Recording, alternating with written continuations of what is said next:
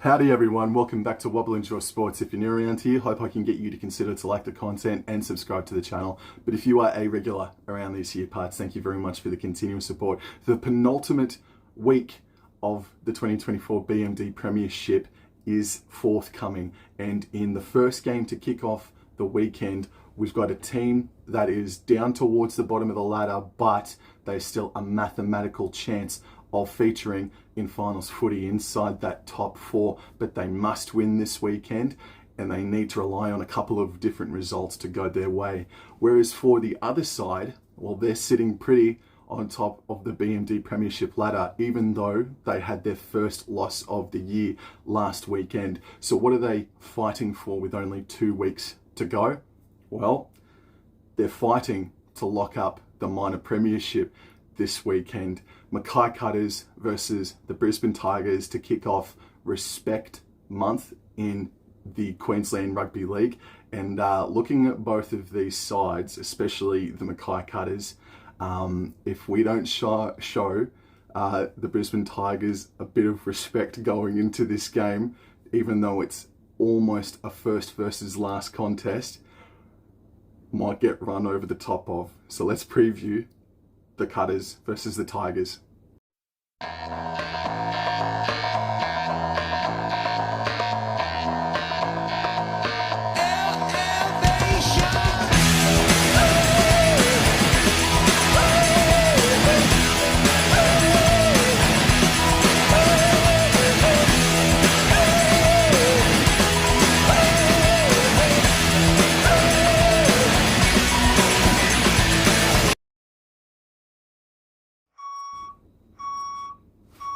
You hear that?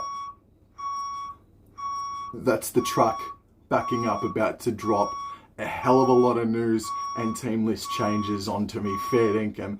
Also, looking at Queensland Rugby League and the Mackay Cutters official Instagram page as well, there's been about 24 players that have been named thereabouts, all in different positions. I'm just going to focus on the Mackay Cutters official Instagram page to kick things off. Let's get stuck into the team lists.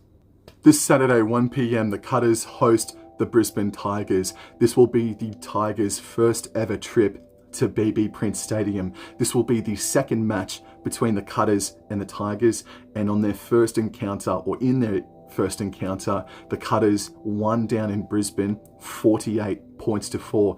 If you include the Gold Stars' history against the Tigers, this will be the fourth match in history. It is still 3-0 in favour of the Cutters / the Gold Stars contingent, and the other two contests was 28 points to 0 and 30 points to 4. So they have utterly dominated this fixture. With all due respect to the Tigers, the Cutters Gold Stars team, they have dominated this fixture over the past 3 years or so.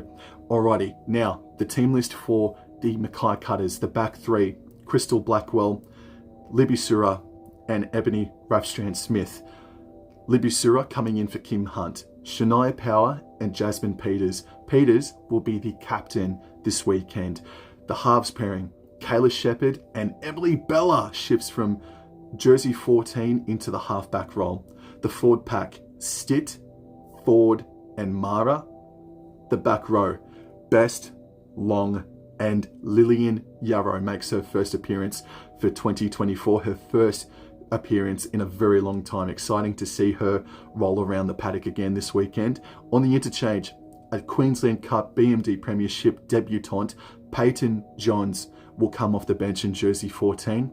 15, Sarika Muka, after having a week off last weekend, she's back into the fight. Maddie Hegarty and Shay Mulheisen in jersey number 17. On the reserves list, Chloe Buttigieg, Santhi Topping, Mercedes Lawson, Miranda Davidson and Samantha Cahill round out the reserves list. The away team, the Brisbane Tigers, look like this. The back three: Courtney Robinson, Melita Hicks and Cody Daly. The centres: Tanika Newton and Deliza Liu Guy Marfa. The halves pairing: in at 5'8", Akira Kelly. She is also the captain for the Tigers. And the halfback, India Sito. This will be her second ever game this weekend. In the forward pack, Harata Butler, Isabella Satui is the hooker, and Loretta Leo Seve is the other prop. In the back row, Kayleen Takai, Narika Orchard, apologies, and in the lock position is Louisa Va'a. On the interchange, Kelsey Parkin, Lane Northey, Shaylee Joseph, Alice Shannon, and on the reserves in jersey number 18 is Ashley Nolan.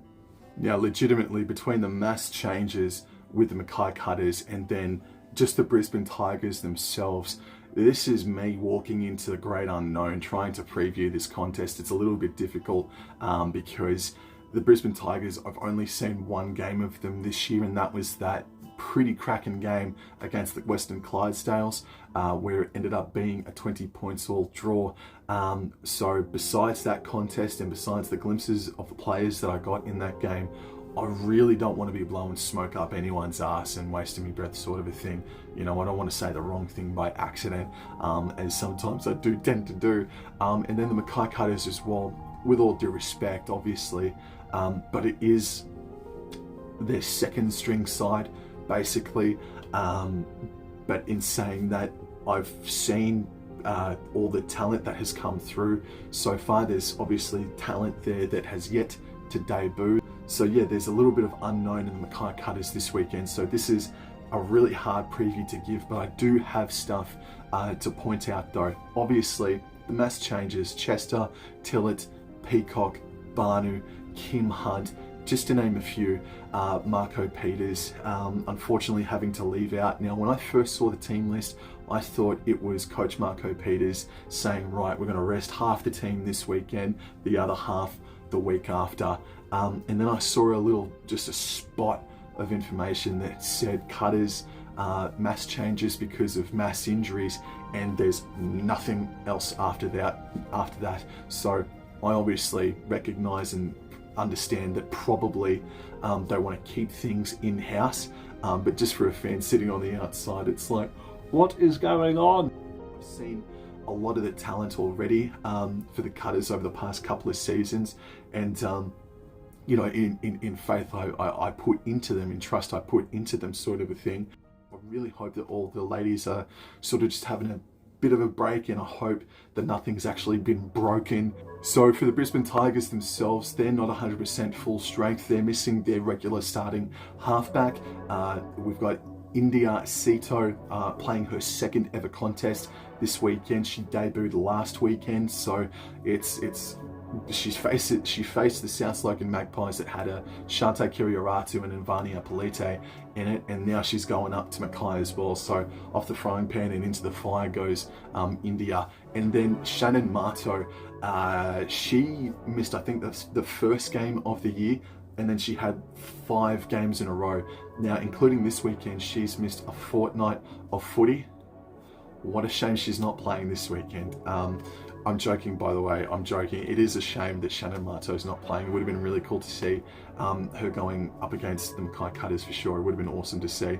But alas, not meant to be. She's not playing this weekend. Now, on that note, I've got to talk about a couple of stats here that I've brought up, or that I found out. So her and Harata Butler, who is a North Queensland Cowboys NRLW signing for the next 2 seasons, I think. At the very least, she's coming up to play for the Cowboys this coming season in the NRLW. Shannon Marto and Harata Butler. Now, keep in mind, Marto hasn't played every game this year. Marto is inside the top 3 for post-contact meters, and so too is Harata Butler. So both those players play for the Brisbane Tigers. They both find themselves inside the top 3 for post-contact meters. Now, a little bit more on Miss Harata Butler, who did play for the Cronulla Sharks last year in the NRLW. Harata Butler, so she is second for the post-contact meters. She's 4th in offloads, and she has the most run meters of anybody in the competition with 889. So no one's yet to crack the 1,000 running meter tally in the BMD Premiership. But Harata Butler, with jersey number 8 on her back, is absolutely steamrolling the opposition right now. And while I'm really excited that she's coming up to North Queensland this weekend, she is absolutely the priority. But again, that would not be showing enough respect to the rest of the Brisbane Tigers side. So in at fullback, Courtney Robinson, she played for Queensland back in 2017, and she's just been toiling away in Queensland Cup, BMD Premiership. Not ever since, but she's been doing it for a handful of years now. We've got Tanika Newton, who's going to be having a one-on-one matchup with Shania Power.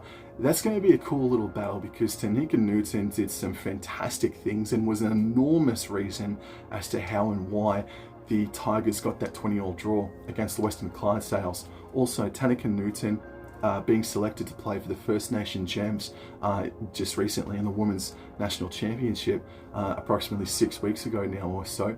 Tanika Newton, she's got some Milo in her glass, man. So I'll be keen to check out how she goes up against the veteran Shania Power. So with India Sito playing her second ever game this weekend in the halfback position, the captain Akira Kelly,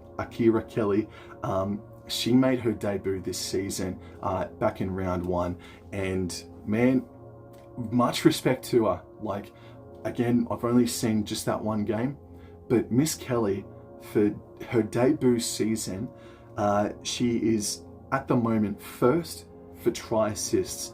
She has the 5th most amount of kick meters of anybody in the BMD Premiership, and she's already finding herself in as the captain of this Brisbane Tigers side. So this young lady has come in and really taken the bull by the horns for the Brisbane Tigers. So I'm very keen to see how she goes with my eye this weekend. However, there is one note to a negative that I want to point out, and that is that she is the 3rd worst when it comes to missed tackles. So if those youngsters in the Mackay Cutters team can find Akira Kelly and throw some shape at her, whether it be Jasmine Peters, Shania Power, Crystal Blackwell, making her make some decisions, Akira Kelly could be under all sorts of pressure.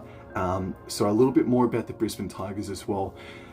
This is where Shannon Marto would have been absolutely enormous, because it's a battle of first versus fourth for teams that have the most amount of post-contact meters. So I've already mentioned Harada Butler and Shannon Marto, but you got the likes of Leo Seve and the rest of them as well. So first versus fourth for post-contact meters, first versus fourth for tackle breaks as well. However, Brisbane Tigers, they are the worst team in the competition when it comes to missed tackles, and they missed over 50 tackles last weekend against the South Logan Magpies. However, the scoreline, I'm not too sure. I guess it flatters them a little bit, but they kept it to 24 points to 12, even though they missed 50 tackles. They made a plethora of errors as well, but they were able to still score points on the South Logan Magpies, who are in form. They're very, very deadly at the moment. So Tigers, they just have this knack of hanging with teams this season. From what I've seen, they've just come out of a 5-week stretch. Besides the loss last weekend, they went win, draw, win, and then a loss. So they suffered their first loss in well over a month last weekend. So the Brisbane Tigers, while they're down near the bottom of the ladder, they're not completely out of form at this point in time. And I do think that unknown, that element of unknown in the Brisbane Tigers this year is aiding them to just jab a couple of victories or draws here or there. And against the Mackay Cutters side this weekend, that is, again, with all due respect, half strength, B string. This is an alarm bell danger game, banana peel sort of a game for the Mackay Cutters.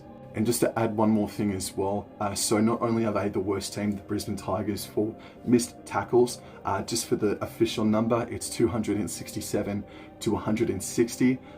They're also the worst team as so far as errors go. They make the most amount of errors than anyone in the competition, unfortunately, for the Brisbane Tigers. But again, this season is technically, mathematically alive. Now, for the Mackay Cutters, the big story, in my opinion anyway, is that Emily Bella is playing in the halfback position. She has been fantastic coming off the bench in jersey 14 and she has been dynamite coming out of dummy half for us. That's pushed Alicia Ford into a floating lock sort of a role, or just out onto the interchange. And it's not because Ford has been playing badly at all, it's just that Bella is really crafty coming out of dummy half. Now, has she ever played halfback before? Well, I went onto the old Google and saw that she played halfback for the Serena Crocs last season, so she has halfback experience. But the big question that I asked last weekend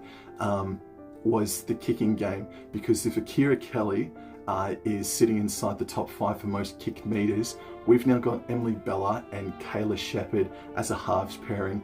But before I continue, I do want to say, I thought I saw Kayla Shepherd actually step up and do a little bit more kicking. For sure, I think she got a little bit more hands-on in that regard. So absolute props to Kayla Shepherd as well. But it's just, now there's just another question that unfortunately coincides with Kayla Shepherd. But it's the fact that Emily Bella now is coming into the halfback role. And have I seen her kick a footy before? Yes, of course. Can she kick it well? Off the top of the dome, yeah, she can, but again, I don't want to blow smoke up your ass, sort of a thing.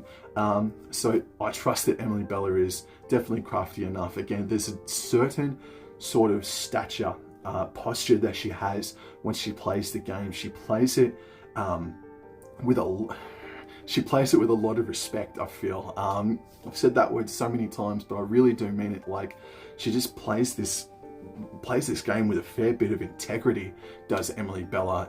And I had to verify before I continued on, she's in the Cowboys top 30 this season, which is super exciting, man. Super exciting.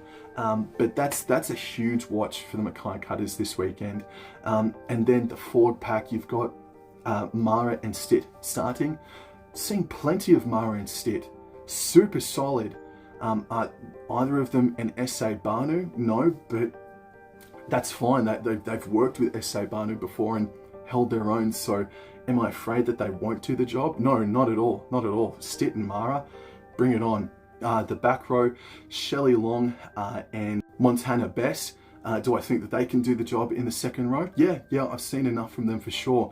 The question is Lillian Yarrow. Now, I've seen her play before, but it has been a little while since I have seen her play, so I probably can't give you a style of play or sort of an insinuation on how she goes about things. But she has been around the Cowboys for a handful of years now, and this is her first game of the year, so it's going to be fascinating to see how she goes. Peyton Johns, the player of the game in the under-19s grand final win for the Mackay Cutters about a month ago now, gets her Queensland Cup debut. I'm yet to watch that bloody game. I'm going to get around to it before kickoff this weekend, mark my friggin' words. But Peyton Johns, we're going to see her debut. Sarika Muka, though, is a massive inclusion to come back onto the bench. She's going to bring a lot of pepper for sure. Maddie Hegarty's still sticking around, and Shay Mulheisen as well, playing her third game of the year, first in a couple of weeks as well. She's got a workhorse work rate that she provides when she comes off the bench. And then the rest of the reserves as well. I feel like I'm rambling, but I'm trying to get a point across here. But we got the likes of Azanthi Topping, Chloe Buttigieg, just to name a handful, that have been around the side for a handful of years. And then Mercedes Lawson, the captain of that under-19s Mackay Cutters team, she's been named in the reserves, so it is a vote of confidence towards her as well. Samantha Cahill doing her thing in the A grades as well in the Queensland Rugby League. So, and just a comment on their performance as well last weekend. Their first half is what shot them in the foot, basically.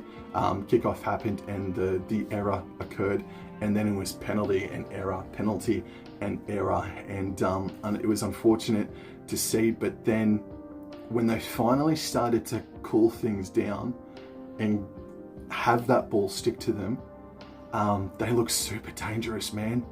They look so dangerous. But they just gave them too much of a head start. And that's not to say that Burleigh played bad and they got lucky, sort of thing. Burleigh Bears played a really good defensive game, a really good defensive game. It's just that the Cutters gave them too much territory and possession in that first half. So but this is truly for me the hardest sort of game to try and gather me thoughts on, just because of the Cutters changes and the Tigers being a team full of the three-quarter play, like 3/4 of that team, probably more, a team that I'm just so unfamiliar with that I don't want to say something wrong and I don't want to give anybody the wrong impression of. But my impression is that from what I've seen and read about the Brisbane Tigers, they're a little bit pitbull-like. They're going to give you they're going to give you a time, but with the Mackay Cutters now playing at half strength, this is a danger game. I got to say, it is an absolute danger game. So who's going to be more desperate? Is it going to be the team that wants that minor premiership, or is it going to be the team that wants to give themselves just a mathematical hope of being alive next weekend, 1 week before the final starts? So, by the way, before I get out of here, this game, I'm hoping, so keep an ear out, keep an eye out. I'm going to do a commentary live stream reaction to the Cutters versus the Tigers this weekend. So that could be friggin' anything. That could be anything. It may not even happen because the Queensland Rugby League website might absolutely crash like it has a couple of times this year. So I hope you guys enjoyed that preview, and I'll talk to you guys in the next episode. Come on, you Cutters, wrap up that gold this weekend. Thank you. Take care. Adios.